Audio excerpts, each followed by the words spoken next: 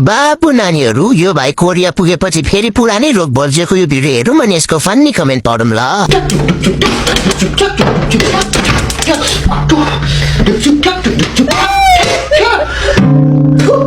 मेरो जिन्दगी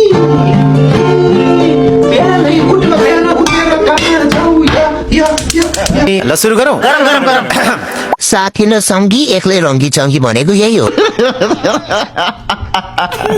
पुरानै रोग बल्झिएछ नि फेरि।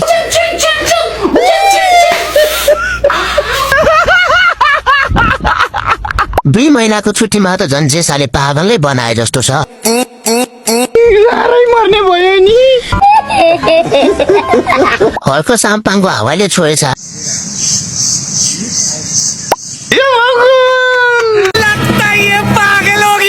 औषधि खानु बिर्से कि क्या हो आज?